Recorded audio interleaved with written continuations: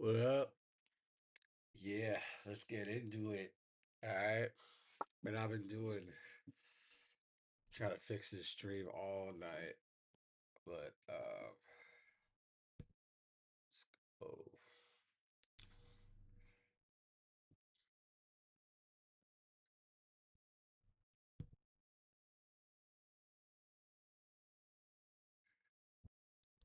Sure, everything's rolling right. Uh,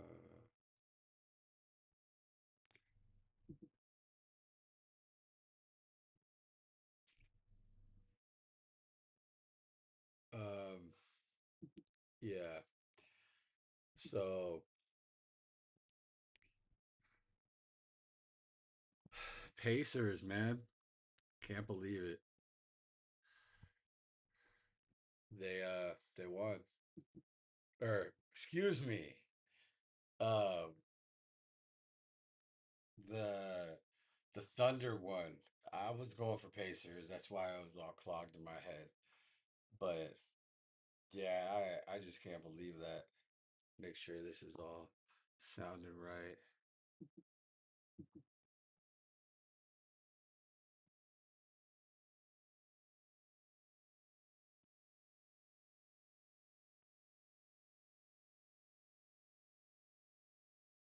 I don't think the sound's working right now.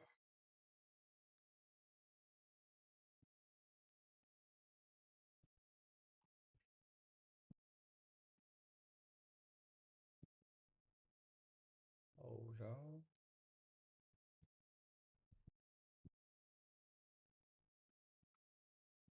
Sorry about that.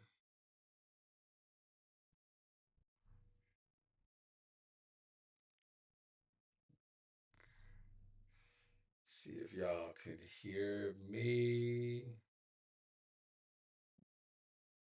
Cool. Uh,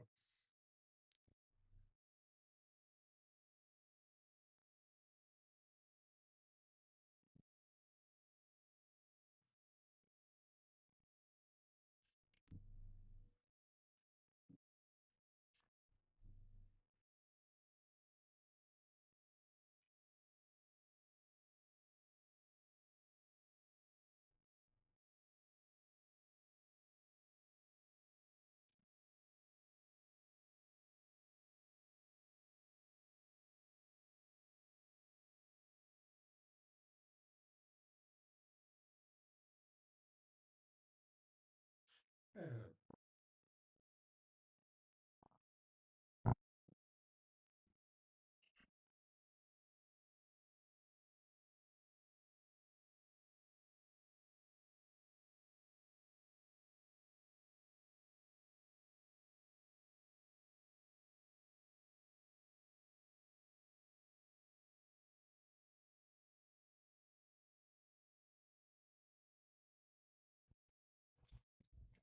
Testing.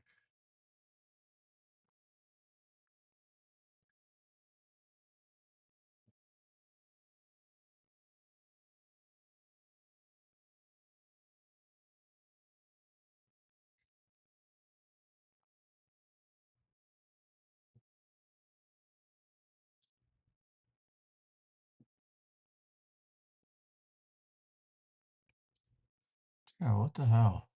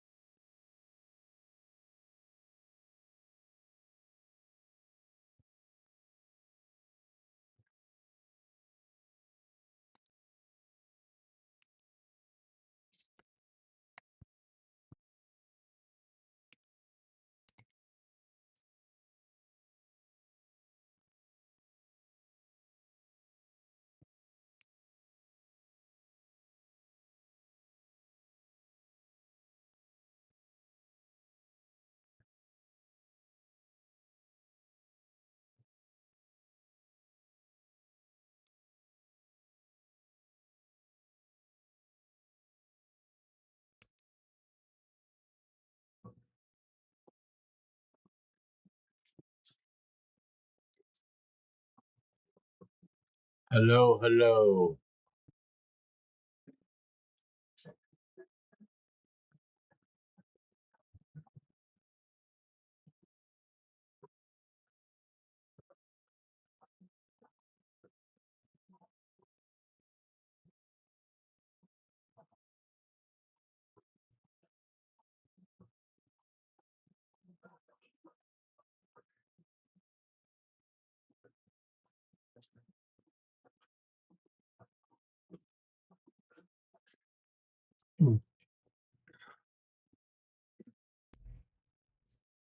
Hello, hello.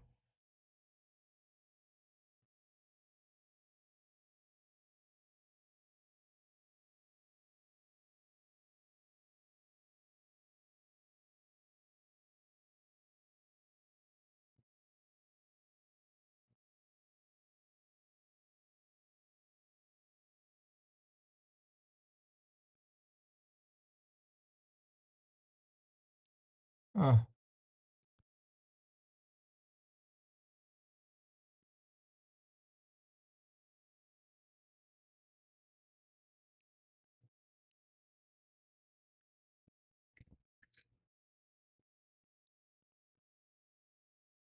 Hello. Hello, hello, hello.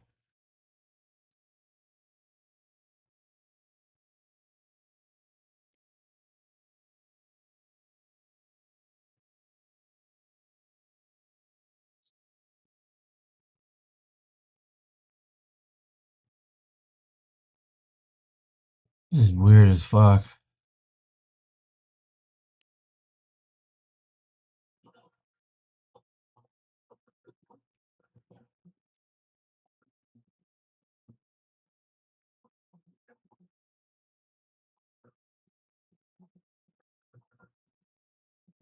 Hello, hello.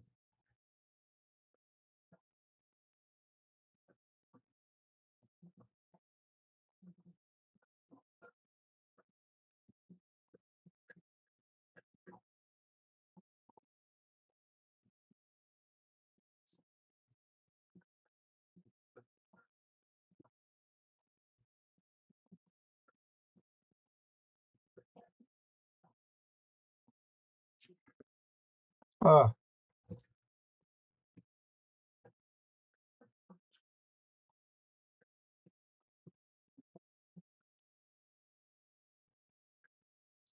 Hello, hello.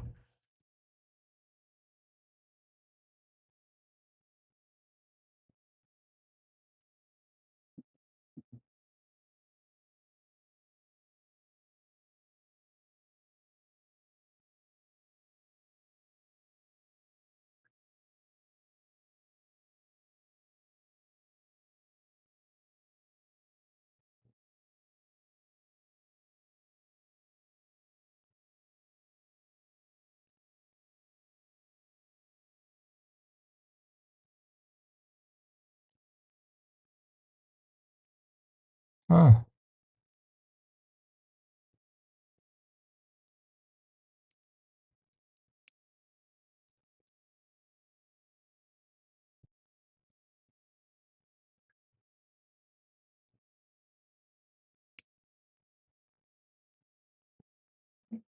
Hello.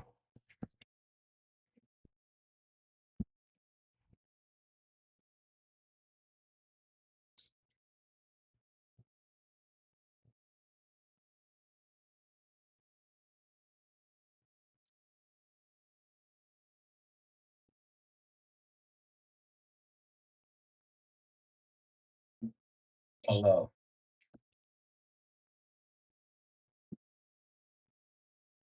Okay. We got it now. Sorry about the technical difficulties. Almost lasted 10 minutes. But let's hurry up and get into everything. Um so yeah.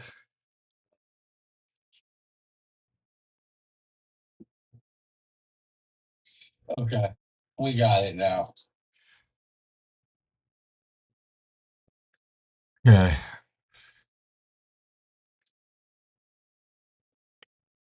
Okay, so Thunder pulled it out. I gotta say, man, as resilient as the Pacers looked, OKC just every punch they had to take, they just came back and stayed with it. It was like all of a sudden they're down by four, and then they're back up by like 10 or 12 again. Like they just, really did their thing. So let's first let's see if I can find like the highlights right now. Yeah, right here.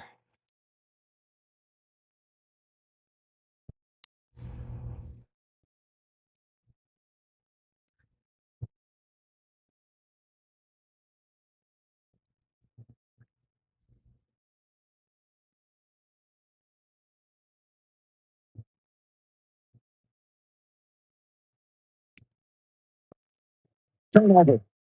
Siakam got a little sloppy with the dribble. Williams running ahead of the no gain and throws it down.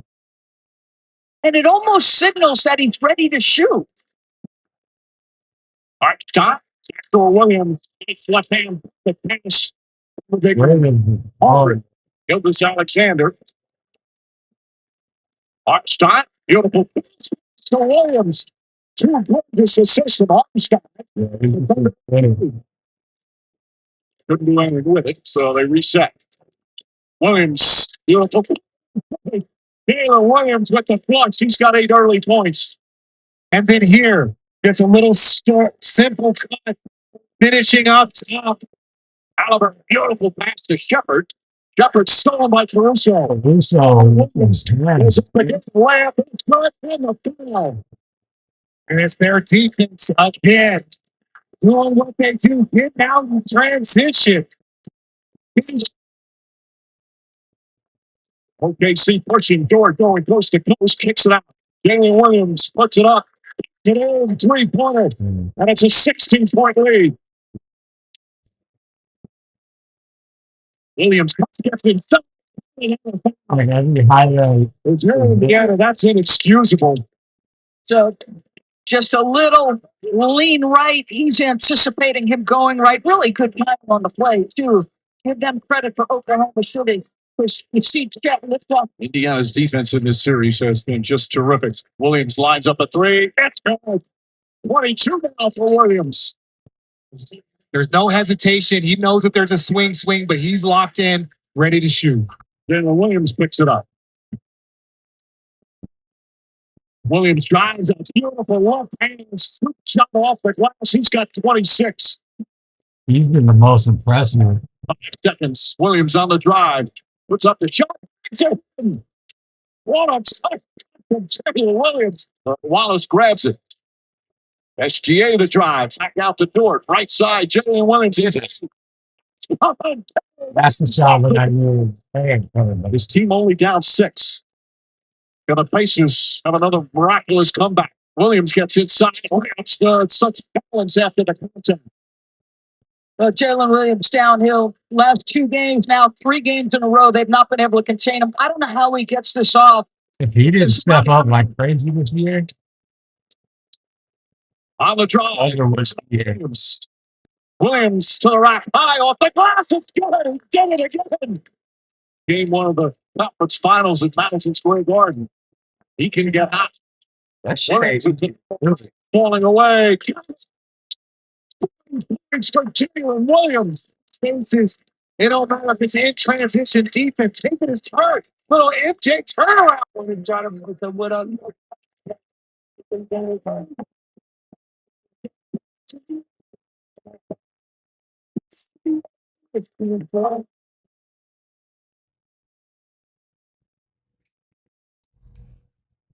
That is crazy. One thing I am sick of though, I am sick of um I'm sick of those fucking group post game interviews. It's like we get it, you guys are team oriented. Like you don't gotta do it anymore. Like you guys gotta be able to stand up on your own, like handle your own interviews. Like you guys are gonna be a part eventually. But I don't want to talk too much shit though. Like um, SGA's consistency, like he's just been incredible.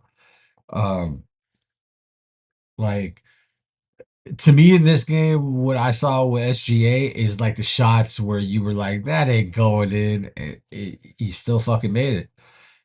That is what like a true superstar is.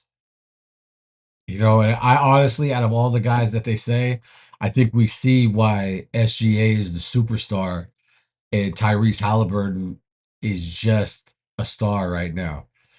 I'm not saying he can't be a superstar, but he's just a star because, granted, he's nicked up and he had an injury, like I think since the first quarter, that he was trying to play through. I mean, excuses are for the stars, and superstars don't have excuses. So, you know, um, it was nice to see this game, and just I mean, credit to the Thunder. They had a great victory. Um, People talking about like Chet, how they think he's like been a big factor. I don't. I feel like he should be way more than what he is. Um, and yeah, and I don't like um about the finals. Adam Silver needs to do up the courts and everything. He's talking about oh, it's the digital logos and shit. Fuck that. Like when you look back at the pictures and the photographs of this fucking game, those digital logos don't go with you, and that's what you always notice about the NBA Finals games when they look back on them is that they had that logo on the court, or even like Western Conference Finals, Eastern Conference Finals had that stamp on the court.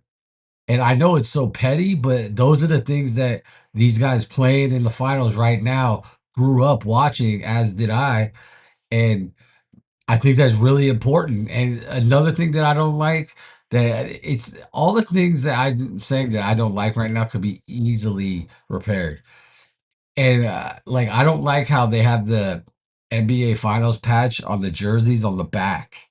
I always like would look forward to like when you'd see game one of the finals back in the day, and you see like the I think Jordan had the trophy or with the finals logo right in front and everything. I just feel like that's kind of whack if it's like on the back.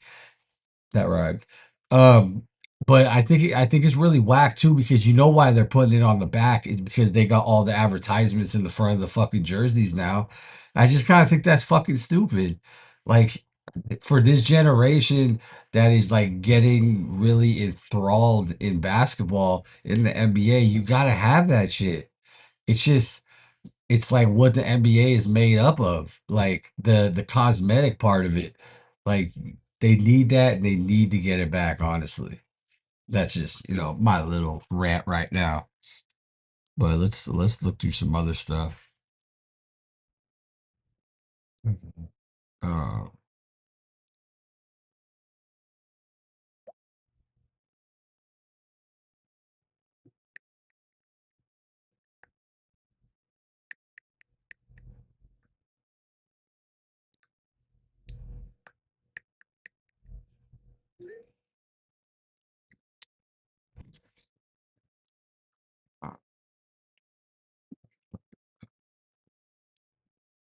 okay.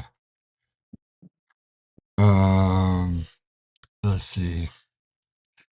I seen that like I don't on my videos, like on my media and shit, like I don't really I don't really talk about wrestling that much, but I do like the WWF slash WWE, and I just think something really lame happened tonight. Goldberg came back for like the millionth time. It's like shit's over. Just fucking let the new guys, build their fucking name up.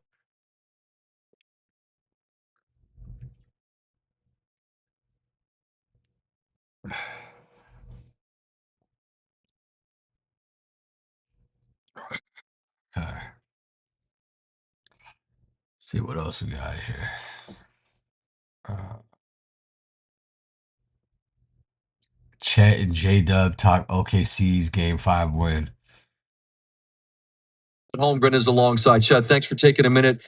After what I know, it's been the pace of these games is exhausting. I've been amazed by the intensity. This is your first in games like this. How would you describe what you have seen thus far as you participated in these finals? Sonic the Hedgehog.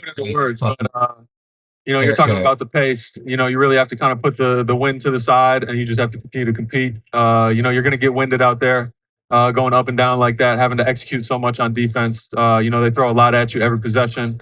You just have to continue to compete. Legs, no, bro. As we're watching this game, it's pretty comfortable. It's theory, right? It's an 18-point lead. You've got the grease hot. You're doing what you all have done all year long. But this Pacers team have shown they will not go away. It's a 2-point lead. I don't know if you're thinking, here we go again. But then in the blink of an eye, the highlight we just showed, you all are able to push this back to a comfortable margin, largely on the back of Jalen Williams. How do you describe what this young man gave your team tonight? Man, he was special. He was special. I think it's a one-word summary. He was special tonight. And I get that you all have seen it all year long. You didn't know what to say. This is the brightest the lights get. This is the biggest the stage gets. And for him to do it on this stage, just what does it say about what he is as a player, what he's becoming in this league? Like you said, this is the biggest stage, but it doesn't matter where he's at. He's special. That's what we see, like you said, all year. It doesn't surprise me, but I'm still impressed by it. What have you just personally enjoyed the most? I think we all know your story from Minnesota. When you were up there during the playoffs, Jada told us like the whole town was there watching you. And, you're a kid from Minnesota, right? But here you are on this final stage. And I get that you're trying to win a chip. But it's the game you grew up playing. What's been the most fun about being on this stage? It's all the little things. Like you said, this is the biggest stage. It's easy to get wrapped up in. Sound like Eminem with 8 Mile. Everything that you thought it was growing up. But the beautiful things are all the little things that you got to focus on. You can't get wrapped up in that. We're playing games. You got to focus on every single possession all game long, try to stack them up and try to come away with wins. Covering all these different sports as we do on SportsCenter, whether it's the World Series or the Super Bowl or a major championship in golf or whatever, people say you just try to keep it the same, right? It's just a game. Yeah. But come on, man. Like this isn't a normal game. I mean, it's easy to say it, but everybody's lying to you when they do say it. Thank you for being honest. So how do you do the best to make it just be just that, just another one? I mean, you prepare all year long. You have a routine. We play 82 regular season games. All season long, you're preparing like every single game is this stage. You just take that preparation and you continue it along, no matter where you end up. And we've kind of taken that mindset and it's gotten us to where we are. What's your sense of what it will take to get the last win? You'll get the first shot at it Thursday. If you need another one, you can come back home. But what do you believe will be required to knock off this very tough, talented Pacer team? Nothing different than what we've seen this whole series. Like you said, they're not going to quit. They're going to continue to fight. They're going to continue to kick. No team gets here in the finals, if they quit easily. You know what I'm saying? So we got to bring it all because we know they're going to bring it all. And big games coming up. Last quick thought, your eyeball, what is this? All right, so you can contribute in a number of different ways. Your defense and your teammates credited you late in that critical game 4 win, but you're holding the Pacers to 17% shooting for the series, 22 of 63 and 3 of 18 from deep. It just you can be significant on both ends. What's the mentality on that end when you're trying to do what you're doing defensively? Understanding that there's 2 games to the game of basketball, right? 2 sides to the game. You have to get it done on both ends, and the shots haven't been going in, like I would like to at the rate that I would like to. But there's a whole second half of the game that I can focus on, and I just try to do that. Try to be there for my team, have their backs, try to execute every single play, get the coverages done, and I feel like I can even be better in. Yeah, but there's a great message in that if the buckets aren't falling on your end, then make sure the buckets don't fall on the other end. You've been contributing in a massive way in that way. Congratulations on this victory tonight, Chet. I appreciate you taking a Thank you very much. At home, what are you in the finals, my guy? You're sitting taller than anybody else on this set, I'll promise you. You visited with me the other night, and now here we sit after a 40-point game. Buttoned up and stoic you always are. No moment seems too large. But these are the finals and you just dropped 40. What satisfaction do you allow yourself in what you just did? I don't really have a lot of it. I mean, it's cool. I think when I'm done with this season and we get time to reflect and hopefully we come out with a win, I'll be able to look back on it. But obviously losing, it doesn't really mean anything to me. So that's kind of how I look at it. But I think tonight I'll be able to look back a little bit and just think it was pretty cool. But the job, you're not first to 3, so in my head, like this game is already done with. Fair enough. But you didn't lose tonight, and you won largely because of your contributions, particularly there late. I just asked Chet about it. This Pacer team has shown they will not go to bed quietly. They're like my kids at home, man. They want to stay up late. Yeah. Don't want to go to sleep. But that run in the fourth and your impact on it. What's the state of mind when it gets to 2 and here come the Pacers again from your group? It was a good test for us. If you really look back at game one, this is around the same type of game that, they started playing fast and they made a run. We understood that. Mark's been big on us about growing through the experiences. You never want to be the same no matter what game it is, the finals, and we're able to get better through those and not panic. Were there things from game one that you applied to this moment? I mean, that's a natural tendency for us to assume. I don't know. Is that something that happened? Yeah, just stay the course. Game one, we kind of panicked. I wouldn't say panicked, but when you said it. somebody's making a run, human nature is to kind of like slow down and try not to be aggressive. And today I thought we did a good job just playing with force and continuing to play the game and wait for our run too. I've said all series long to Tim over these highlights to you, I think. It feels like you can get downhill and get to the basket at will. What's your sense of that? Just your ability that if you have it, whether you have space or not, you can get to the rim. A lot of that has to do with my teammates. Being in the right spots offensively gives you a lot of space.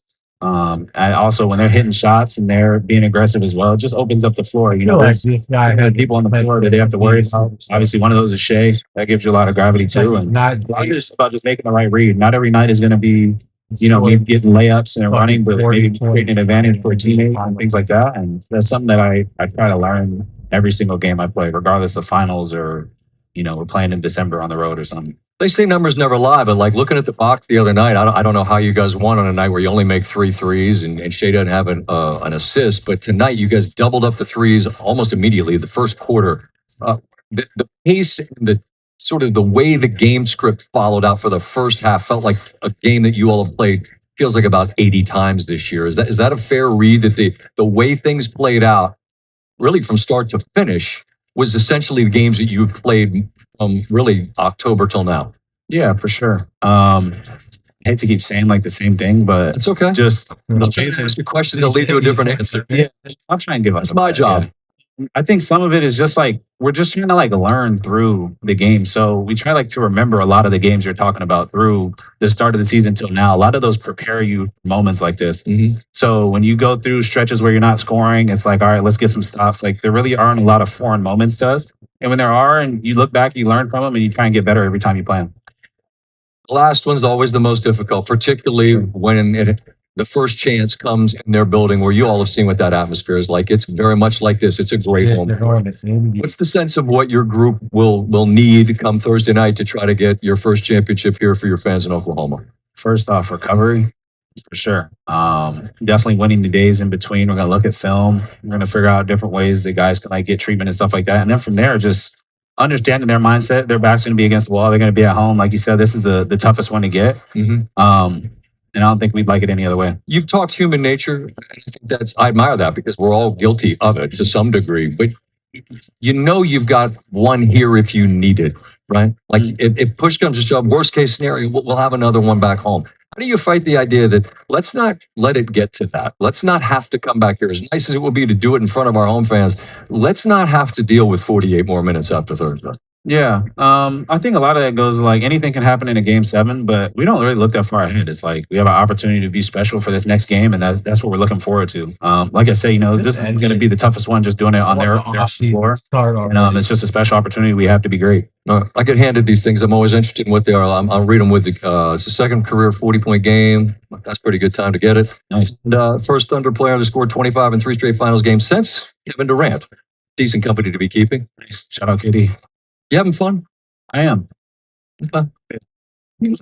All business. All business. I'm just, we'll see what happens if you get this fourth one. Because as you said correctly, it's not a race to 3. I appreciate your time. Yes, sir. Appreciate it. The encounter won't be over.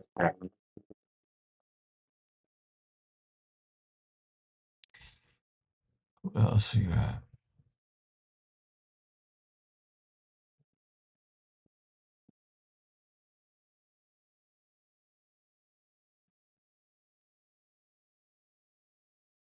I want to know KD's going, man. I think it's kind of scandalous for KD because, like, he during the trade deadline, um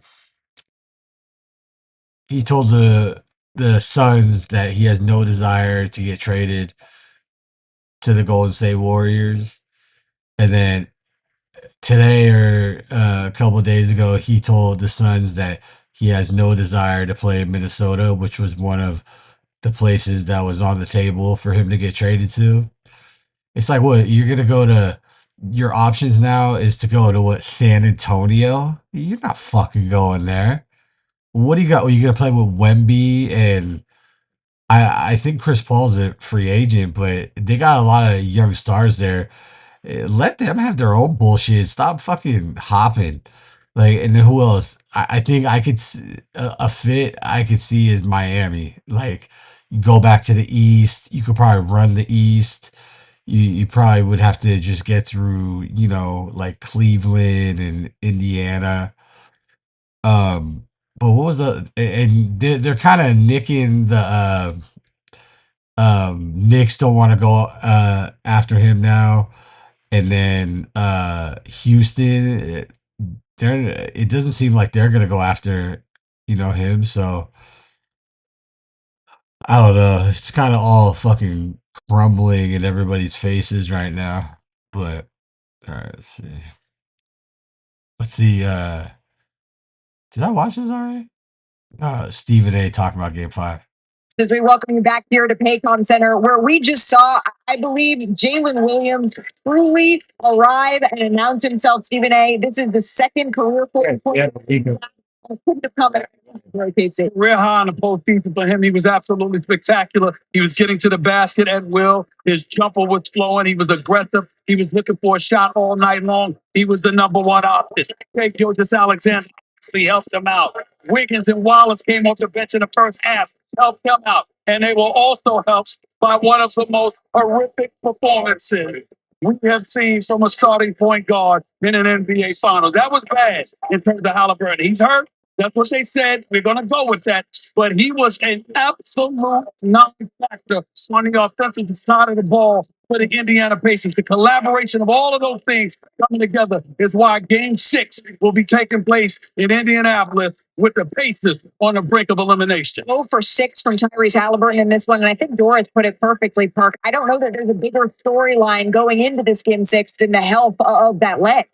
Yeah, I mean, and look, if he's not capable, if he's not going to go out there and be aggressive, then don't hurt your team by putting him out there on the floor. Should TJ McConnell has come back in earlier? Should TJ McConnell have come in? Yes, very good. He was playing exceptional in that third quarter. Doing what it means to do things. Bringing him in and getting buckets. He can't not afford, especially against his Oklahoma City Thunder team, to have Tyrese Halliburton on the floor, Bob, playing the way he played. But Bob, Stephen A., let me take y'all down memory lane a little bit. Malik, you might be a little bit too young for this. 1991 Scottie Pippen, Game 5, one of the all-time great performances from a number 2 option. This is one of those ones that we just witnessed. Hold on. Respect. He put him up there for his all-time great performances from a number 2. I'm done doubting him. You guys didn't doubting him. I will be honest. Sorry. Yeah. He's and he sounds like 40 by himself. He's a playmaker, not just for himself, but his teammates. And by the way, defensively, he's fantastic too. So we're watching the emergence of a guy that, if not for Shea, who's the MVP, you'd be talking about this guy as the best player on a lot of teams in the league. Yeah. To do what he did tonight, and Halliburton, I'm going to say, there's no way he's healthy. There's no way he's healthy. He's better than what he played tonight, and you could see some hesitation. I'm not going to use the word you use, but he is hesitant. He is hesitant, and when you have a tightness, you got to be careful. You know, the next thing that happens is the reality. He was bad, but it could very well be because he's unhealthy. We can accept that. I mean, there's no reason to believe that he would be this bad at 100%. But nevertheless, with TJ McConnell keeping them in this game and helping them come back and pulling to within 2. You gotta know if you don't have it, you shouldn't even want to be out there. Well, considering how he looks. If you were him, you gotta take it out of his hands because okay, that's what I mean. That's what I mean. That's what I mean. And that's Carlisle. That's assistants. That somebody saying, "Hey, listen, sit down. Like we love that you want to play. Yeah. Curry, sometimes you gotta get him ready for game 6. No, you want to play, but we can't do it right now." 2 things real quick. As much credit, and rightfully so, that we give Rick Carlisle. Rick Carlisle somewhat cost them their game, but like with his substitution pattern. Like he should have kept TJ McConnell in there. Let me say that.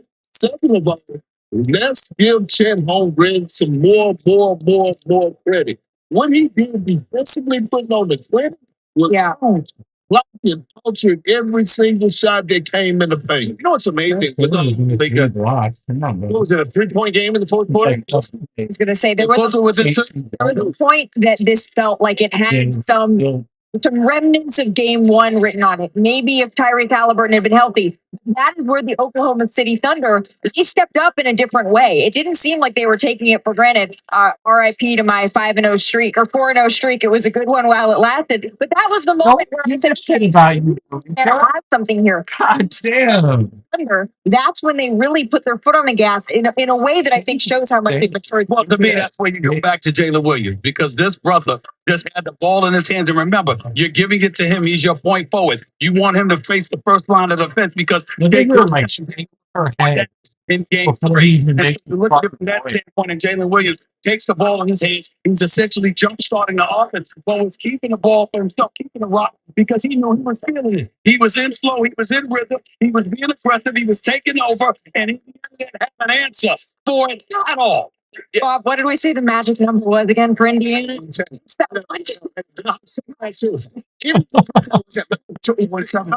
say this too.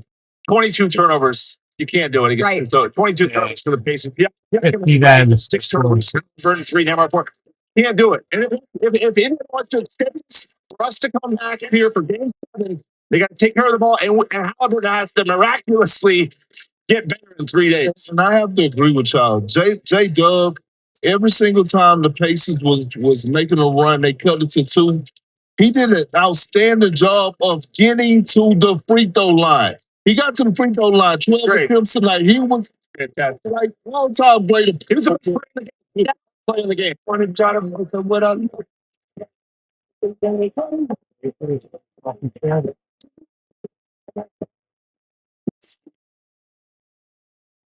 Here we go.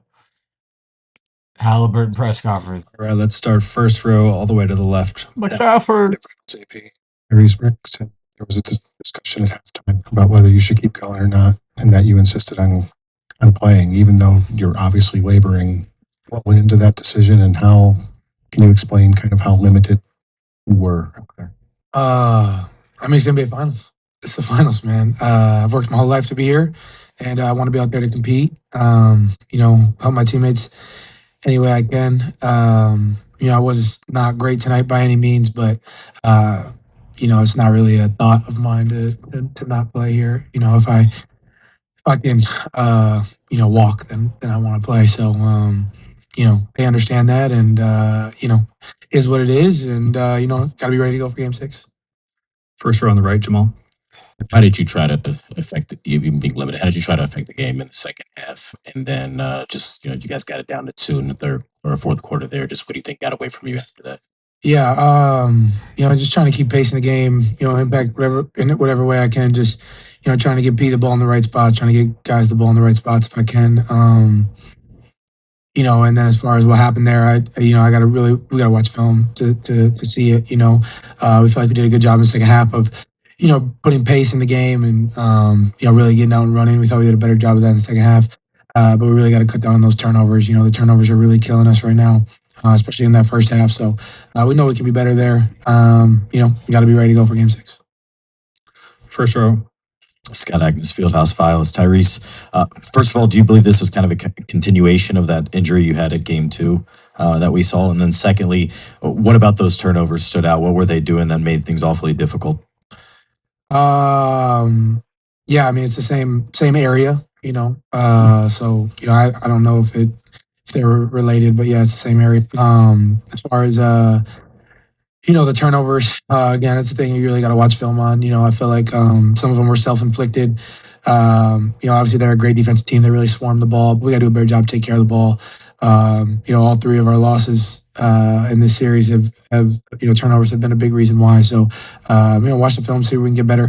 We got to do a better job taking care of the ball. If we want to have a chance in Game 6. Third row on the right, Mark. Mark Spears, ESPN's Landscape.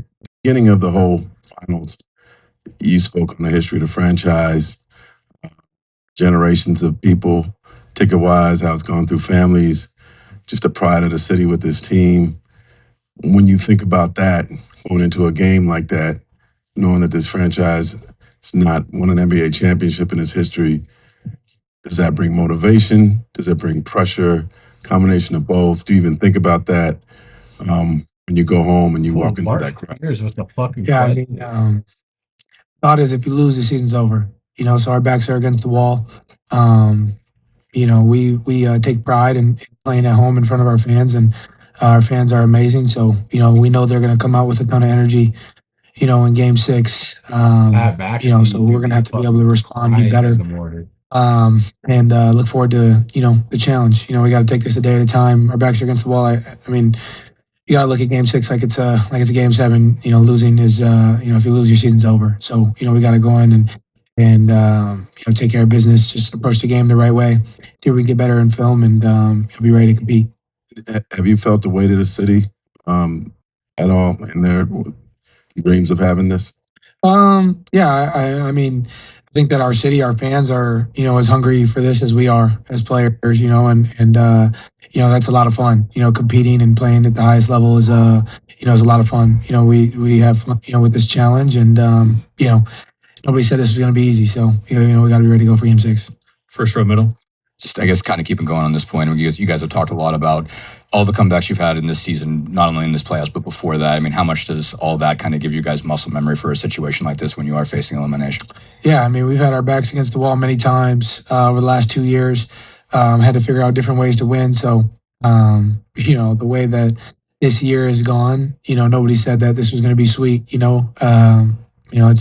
It's kind of poetic that we're here, and we got to be ready to go for Game 6. Our backs are against the wall. It's a really tough team. We're going to go home and have to get ready on a couple of days, and there shouldn't even be a conversation about Game 7 or anything like that. Like this is the game, so everybody's got to be prepared, and starts with me.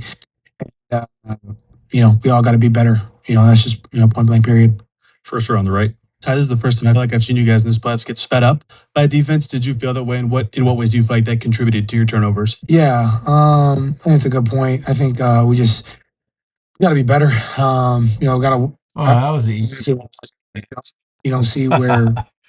We got to be better. different areas. I felt like, especially there in the fourth, we had some really bad try turnovers. making a myself field. personally.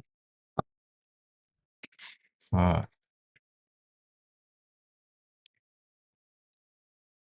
What you got here?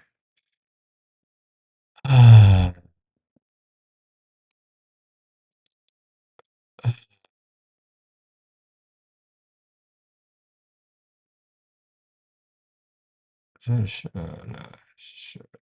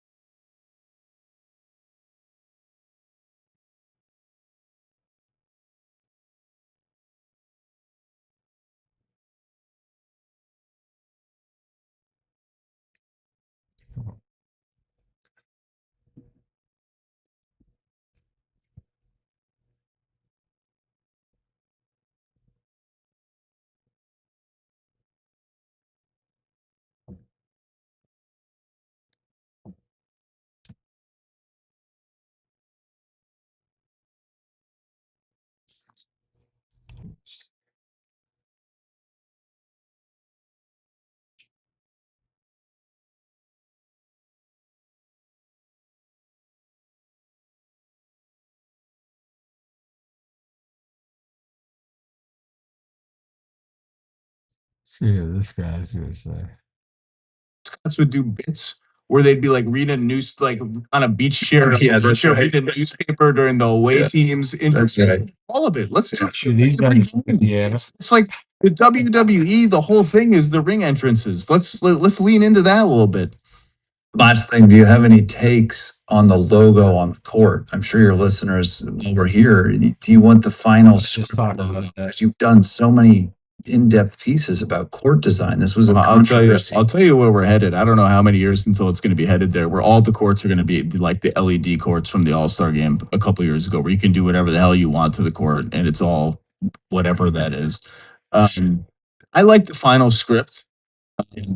I think the big trophy in the middle looks stupid, and I don't want it there. Yeah. But I like the final script. I can't. You know what I like? I like when, and this is a big deal when you go back and watch old games on YouTube. I think it needs to be very clear for the sake of history. I need to be able to go on YouTube and know for like this is game 3 of the second round. I want all that info. I want it to be blaring like Eastern Conference semifinals game 2. I want that to be in the Chiron at all times when the scoreboard's up. I want clarity. So however we get clarity, I want clarity. I co-sign that. I co-sign that a million times. I love that idea. I want to know where I am in the tournament. I want to know what game it is. Yeah. And I think that's not that hard to pull. Yeah, I think he played that. The number one takeaway from The Last Dance, when it was the only thing we had to watch for 2 months, was Michael Jordan's a psycho. The number 2 takeaway from The Last Dance was the Bulls starting lineup introductions were and are the coolest thing in basketball. Why have we completely lost our love affair with this? Let's bring back starting I five. thought the OKC announcement was pretty good. Yeah. What do you got coming for us? You got some charts. You're going to post some stuff on social media about Tyrese Halliburton, who had no field goals tonight. What else are you going to do? Yeah, I got a hint. I've been up in Maine for the last week or 2 working on an NBA draft piece for theringer.com. Ooh, sounds boring. I'm excited for it. It's a monster. It's 5,000 words right now. I don't think my editor's going to like it when I send it to him tomorrow. Oh, but it's tough. Kirk Oldroy, thank you for staying up late. Let's see.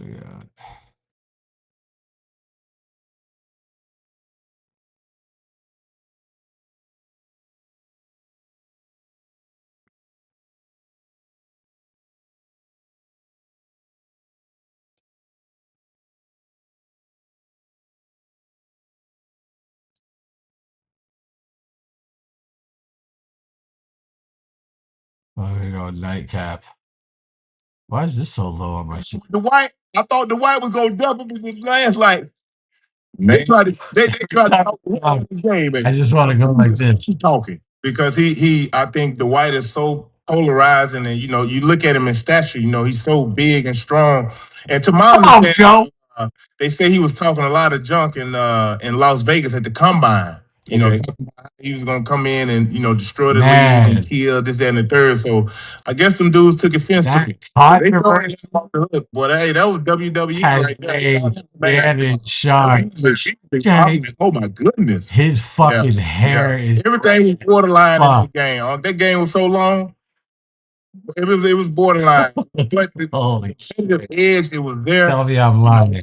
I'm lying. They competed at a real level, and you could tell, man, it was just such a buzz throughout the whole arena, just the entire game. Like, man, it was a good game to watch. I don't really care for all the antics and all the fighting and getting in there, because the league ain't for that, bro. Like, we on national TV. And we want it to be, a great game, a great competitive game, not necessarily guys wrestling and throwing punches. I'm cool with the trash talking and all that, but when things get borderline where you throwing punches and we all on the floor, man, come on now.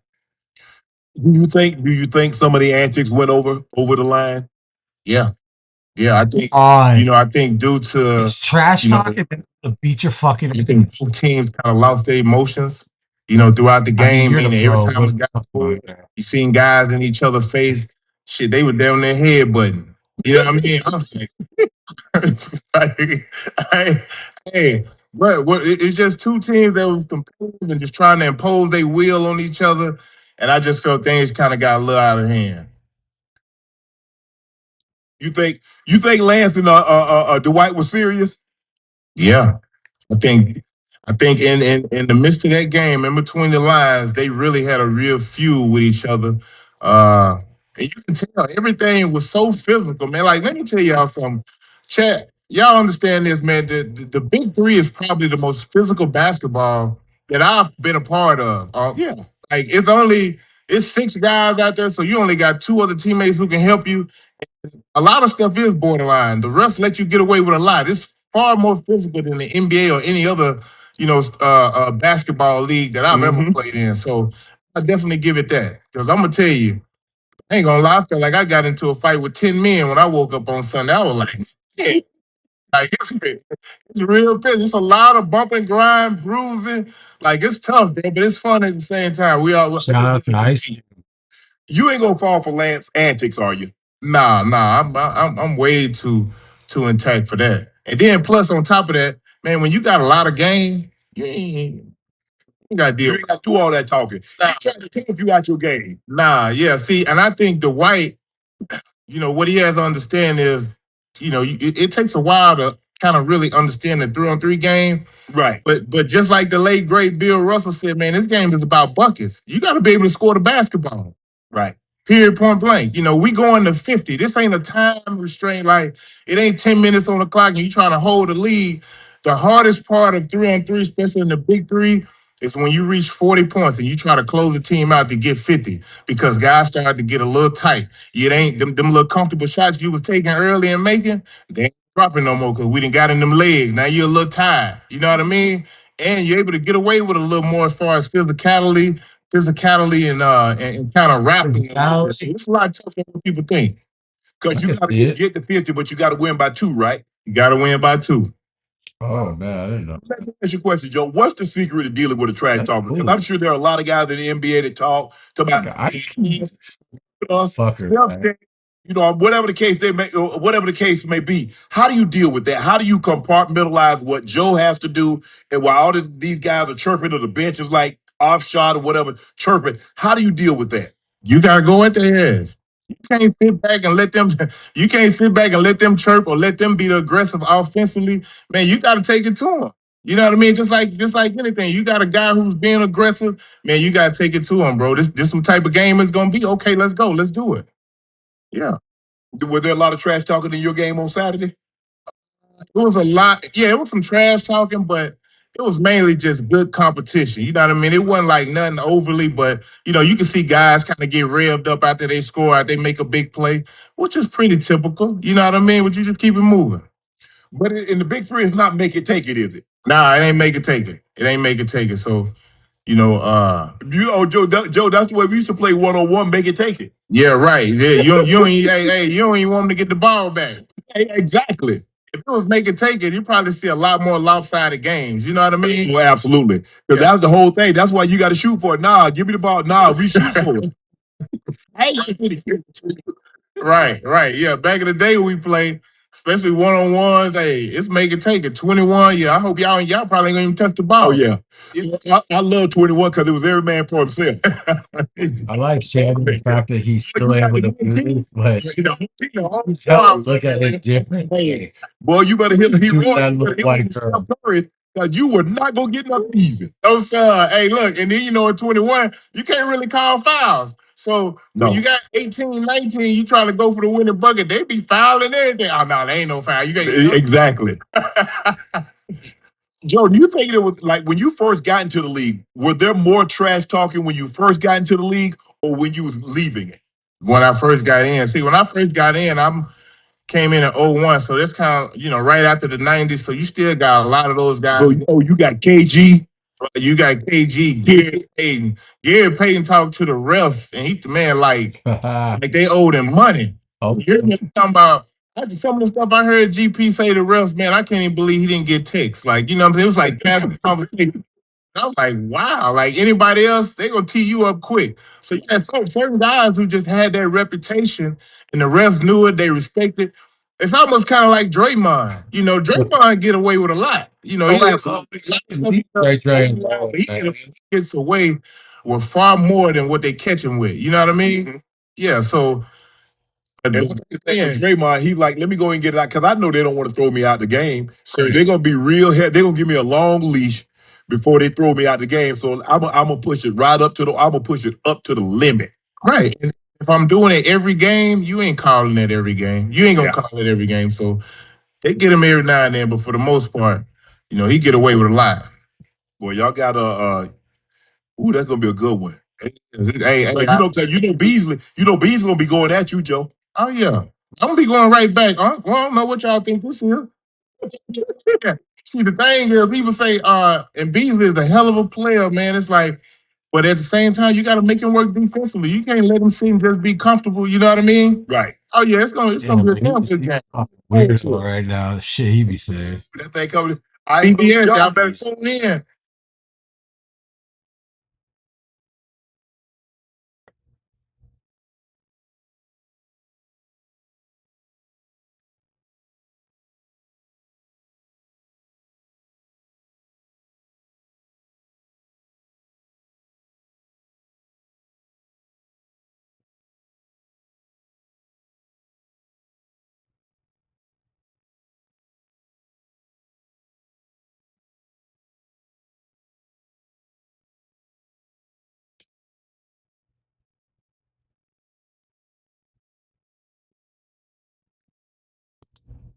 I don't know. We might have to call it a wrap. Oh, I want to see this. Stephen A. Cobb playing games.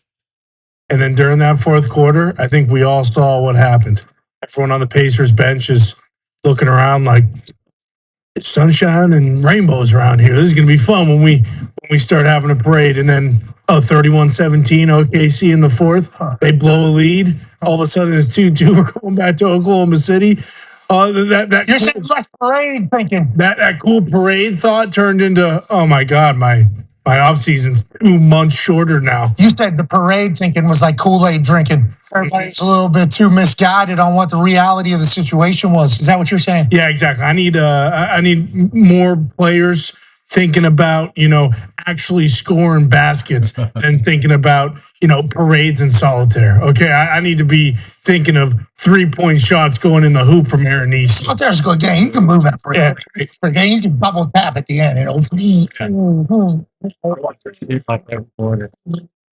My brother actually used to play solitaire on our house computer, which was in the kitchen. Kids don't understand this. This is what it was back in the day. House computer was in the kitchen. Kitchen was obviously located or connected to the living room.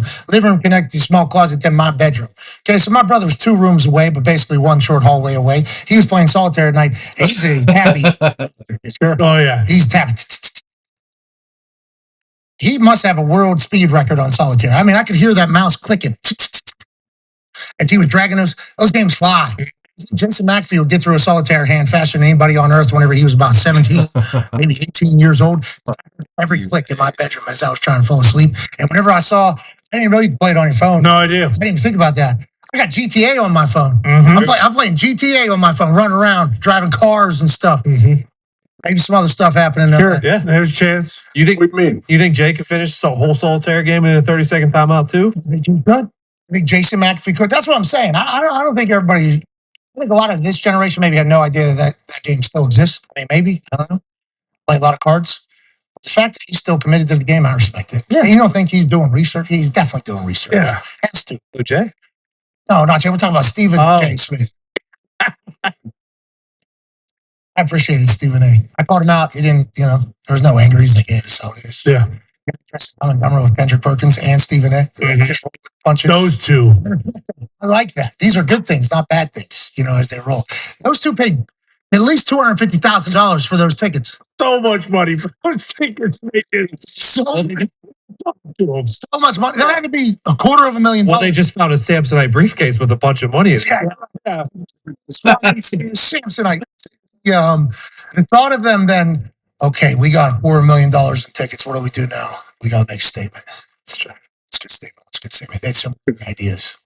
I believe there was probably Three Stooges type record. Sure. Yep. Yeah, we all of us made 500,000 free tickets. As soon as they thought it done, they're brilliant. High up.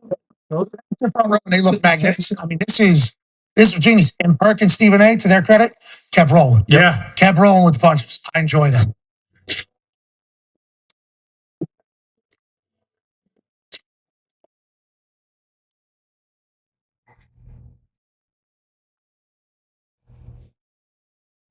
I would watch this, but I can't stand Malika Andrews and some of the shit she does.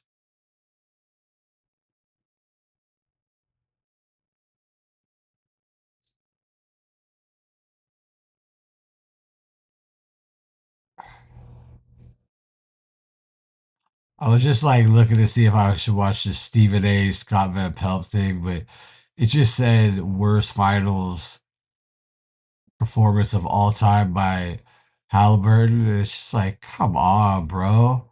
Everything is fucking all time, all time. It's like, come on, cut us some fucking slack.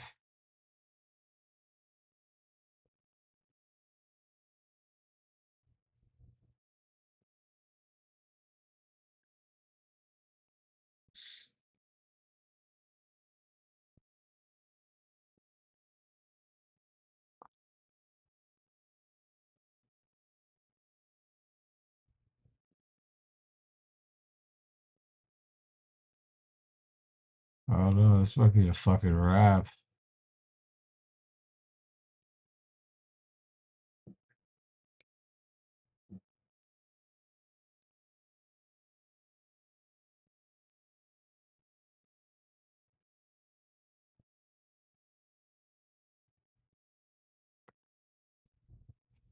Yeah, I think it is.